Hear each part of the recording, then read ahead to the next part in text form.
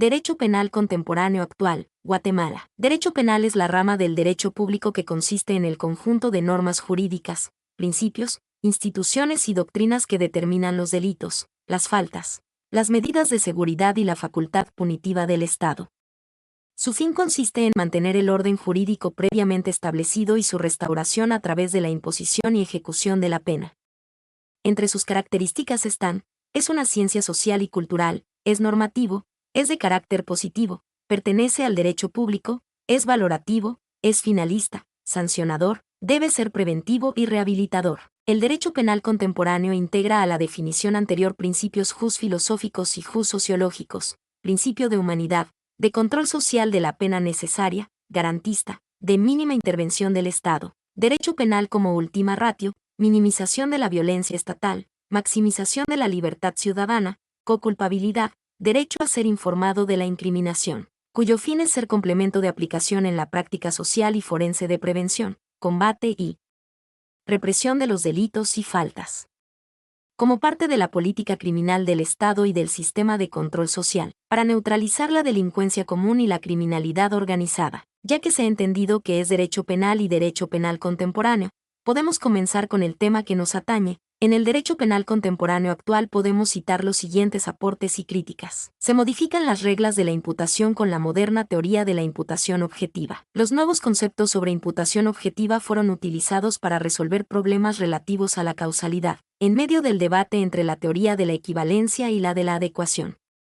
El problema no consiste en averiguar si se dan determinadas circunstancias para que se produzca el hecho, sino en establecer criterios conforme a los cuales se quiere imputar determinados resultados a una persona.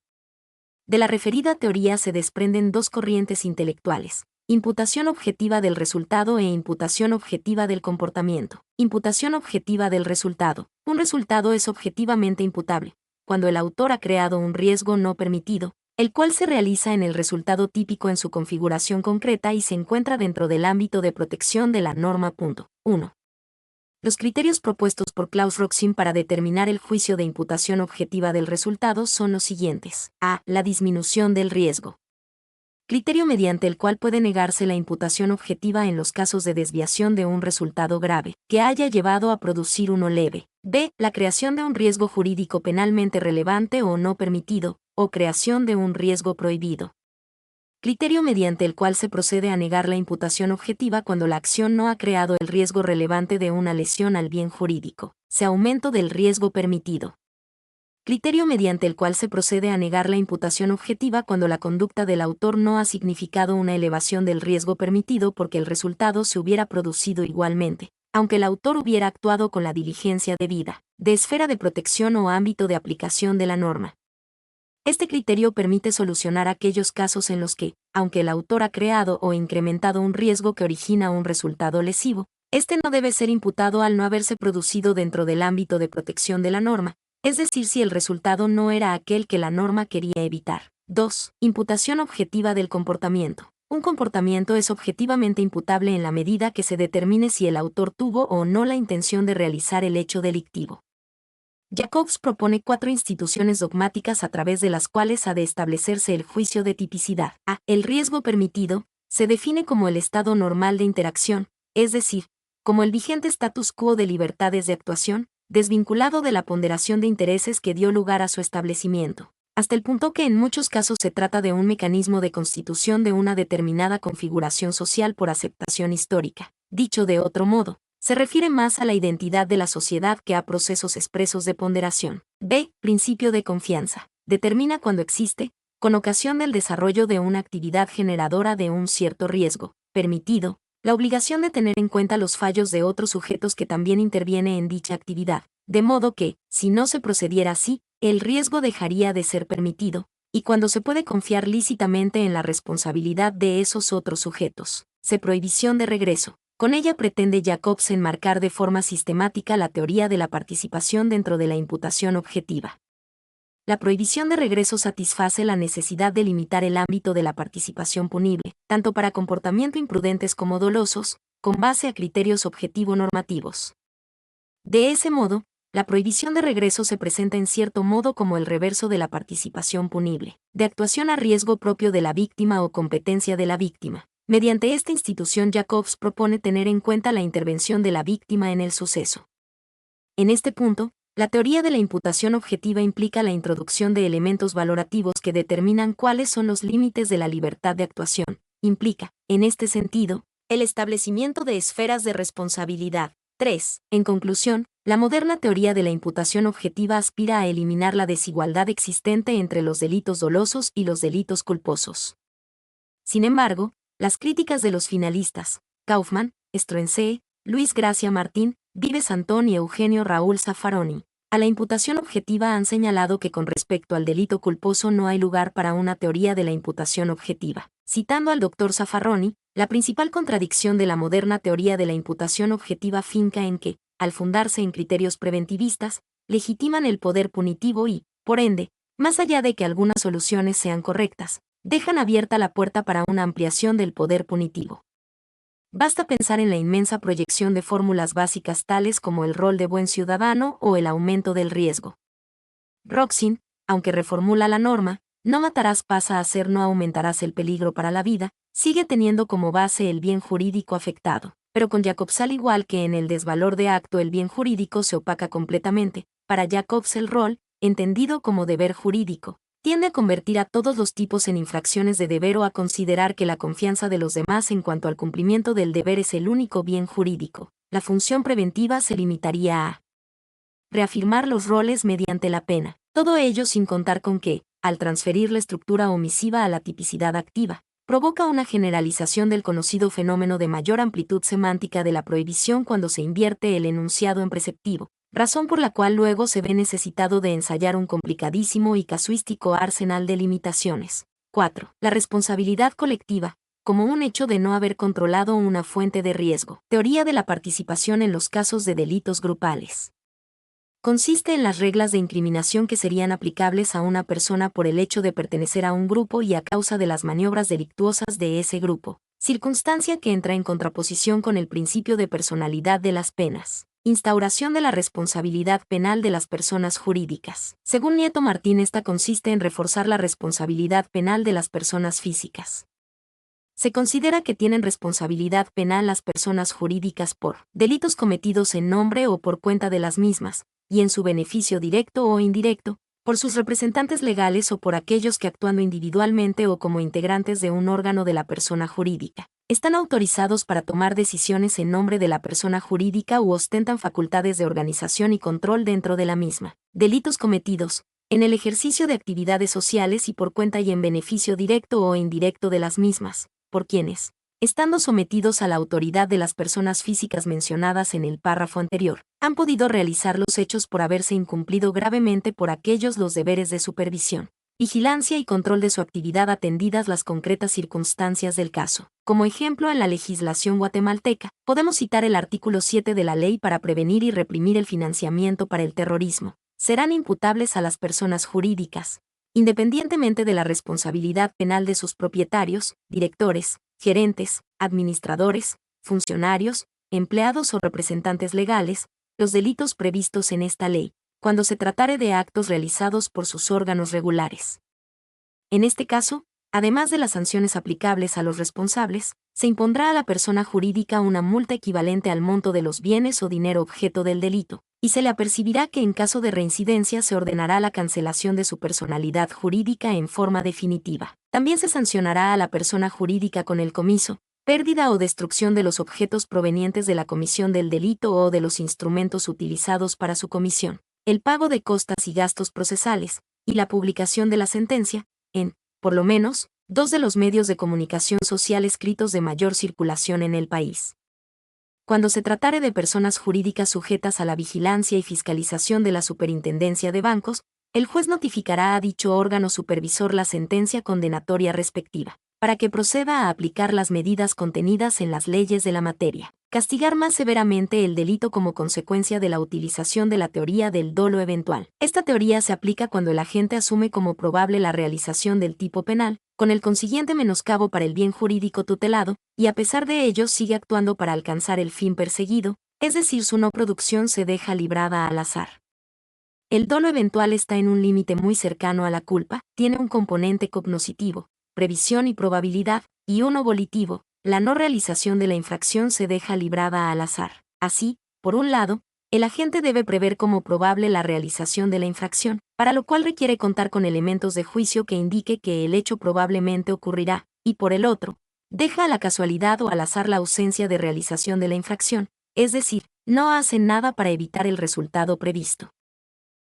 Un sujeto, con la intención de dar muerte a su enemigo, le dispara en la vía pública, sabiendo que al hacerlo podrían resultar lesionadas o muertas otras personas a quienes no desea matar. Sin embargo, eso no lo detiene en su principal propósito. En consecuencia, en la actualidad, al resolver basándose en esta teoría, se castiga más severamente toda vez que se observa que, a pesar que el individuo está consciente que con su actuar puede causar un daño más severo del que pretende, no se detiene y continúa con su propósito inicial: asumir criterios positivos, criterios de imputación por omisión, bajo pena o prevención de aplicar sanciones a las autoridades que no cumplan con controlar efectivamente la comisión de hechos delictivos. La vaguedad en el enunciado de los bienes jurídicos, en cuanto al interés que se está protegiendo, dado que el bien jurídico es primordial para determinar la tipicidad.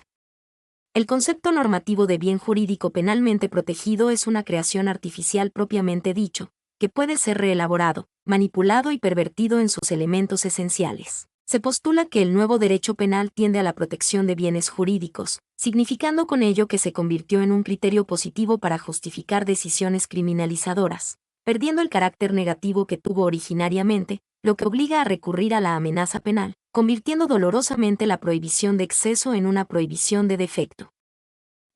Se le atribuye al moderno derecho penal la exacerbación de la idea de prevención, lo que derivaría en un cada vez más difícil aseguramiento de los principios de igualdad y de tratamiento igualitario. La orientación hacia las consecuencias como teleología del moderno derecho penal margina de la política jurídico-penal los principios de igualdad y de retribución justa del delito y hacen del remedio penal un instrumento de pedagogía social con el fin de sensibilizar a la gente en ámbitos tales como la protección del medio ambiente o la discriminación de la mujer. Hassemer critica al moderno derecho penal identificándolo como ámbito propicio para la ampliación o creación de nuevos tipos penales, tales como los que se dan dentro de las problemáticas del medio ambiente, la economía, la informática, drogas, impuestos, mercado exterior y criminalidad organizada. El derecho penal debía evidentemente ser modernizado. Los nuevos paradigmas a tenerse en cuenta ahora no son los de una sociedad preindustrial, no globalizada. Es razonable y hasta cierto punto deseable e inevitable que como consecuencia de ello, se haya hecho necesario en los países más adelantados, dictar infinidad de nuevas normas penales, creando una tipología moderna que contemple lo mejor posible y en base a los antiguos principios de certeza y de legalidad, nuevas figuras penales, atento a la incansable astucia humana, siempre lista para encontrar las trampas que invaliden la ley, o por lo menos para eludirla, o directamente inclusive para no cumplirla, en abierto desafío a las mismas. No es posible seguir vertiendo vino nuevo en odres viejos, como hacen los civilistas, reacios sobremanera al surgimiento de nuevas formas de contratación, a las que tratan de ajustar y cual hecho de procusto, a las clásicas y muchas veces obsoletas categorías de los clásicos contratos nominados. Quebrantamiento descarado de derechos humanos. El legitimar o autorizar al Estado, para garantizar la seguridad ciudadana, produce la violación a las garantías individuales de sus gobernados, provocando que el derecho penal actual resulte ser más penalizador que despenalizador, porque en este derecho penal abundan los delitos de peligro abstracto, las normas penales en blanco. Se tutela una extensa protección a bienes jurídicos de carácter colectivo. Los valores colectivos supeditan cualquier otro, situación que se traduce en un debilitamiento respecto de los principios y garantías rectores del derecho penal clásico, legitimado a su vez en un criterio positivo de decisiones criminalizadoras. Este nuevo derecho penal, muchas veces tan manoseado por intereses diversos a la misma particularidad del derecho penal clásico o garantista, pero que sin duda este derecho penal tiene una favorable aceptación social, sobre todo de los agentes políticos y los medios de comunicación, no busca la prevalencia del principio de intervención mínima o ultima ratio. Así, el moderno derecho penal presenta un obstáculo para poder llevar a cabo un efectivo control de la actual problemática penal, puesto que atenta a la estrecha vinculación de los principios del derecho penal clásico con el poder punitivo del Estado, donde nace una política criminal demasiado pragmática, que pretende solucionar los problemas utilizando el derecho penal, pero utilizándolo como prima ratio, intentando solucionar con derecho penal todo lo concerniente a los problemas del Estado, atacando los efectos y no las causas. Aquí vemos a las diferentes políticas bajo distintos rótulos, seguridad nacional, tolerancia cero, medidas de seguridad, anticipación de la punibilidad e introducción en las esferas de la privacidad, que de una u otra forma hacen ver a un derecho penal simbólico, criminalizando a la pobreza o a aquellos que no estén a favor del sistema considerándolos peligrosos. El derecho penal del enemigo como una tendencia del moderno derecho penal expansionista. Simplemente hace una división entre los habitantes de un determinado estado. Se configura un equívoco derecho penal para enemigos y un redundante derecho penal para los ciudadanos. Obviamente no de manera formal, pero subjetivamente se reducen las garantías de individuos que pueden ser peligrosos para la sociedad. Con este derecho penal pareciera que se retrocede a lo que fue un derecho penal de autor, vigente en la época del nacionalsocialismo, considerando a ello un altibajo del derecho penal. Como características del enemigo en el Estado a implementar este tipo de derecho se tiene que, el enemigo va a ser alguien que haya dejado el derecho conscientemente, lo haga de manera habitual, pero además tenga ciertas características ya no físicas, sino más organizativas que lo harán enemigo del Estado. Este derecho penal del enemigo deviene de políticas criminales duras y las ansias de poder distorsionado de los actores políticos al olvidarse del bien común, utilizando al derecho penal para solucionar problemas que no le competen. Es preocupante, pues, que las ideas o sistema funcionalista del profesor Jacobs comienzan a dar ya claras muestras de estarse aplicando en estados democráticos de derecho, que como se ha venido señalando, es usado cada vez más por los gobernantes de diversos países para atacar los altos índices de delincuencia y legitimar esta violencia, lo que sí es un error, ya que se pretende por parte de estos solventar carencias en política social y económica con derecho penal. Y de una u otra forma, ello ya viene desde años atrás, donde en sistemas jurídicos de Europa, Asia y algunos estados latinoamericanos se conoce que contaron con normas propias al derecho penal del enemigo. La expansión del derecho penal con el derecho penal de dos velocidades de Silva Sánchez, que toma como principal idea la de la protección de los bienes jurídicos universales antes de los particulares, consiste en: la primera velocidad sería aquella en la que se apliquen penas y medidas de seguridad, respetando a ultranza las garantías del individuo, derecho penal clásico, cárcel. La segunda sería aquella en la que no habría pena privativa de la libertad, sino más bien, habría sanciones que consistirían en multa, derecho penal de intervención. Y por último agregaríamos una tercera, en la cual se contemplaría el derecho penal del enemigo. No puede ser admitido explícitamente por las siguientes razones. En un Estado de derecho simplemente las garantías deben ser para todos por igual, sin ninguna distinción. Las garantías del Estado de Derecho limitan el poder del Estado. El poder del Estado no puede por ninguna razón excederse, sino estaríamos entrando a un tipo de autoritarismo, cosa inadmisible al interior de un Estado de Derecho. La disminución de la edad de imputabilidad de los menores. Esto no es suficiente para disminuir la tasa de criminalidad. La prevención general que propugnan las leyes no es basta. No es suficiente una ley política de emergencia. Creemos que la cuestión pasa más bien por trabajar sobre las causas de la delincuencia y no sobre sus efectos a los fines preventivos generales. El delito tiene múltiples causas, y sobre ellas, el Estado debe trabajar responsablemente en busca de su disminución.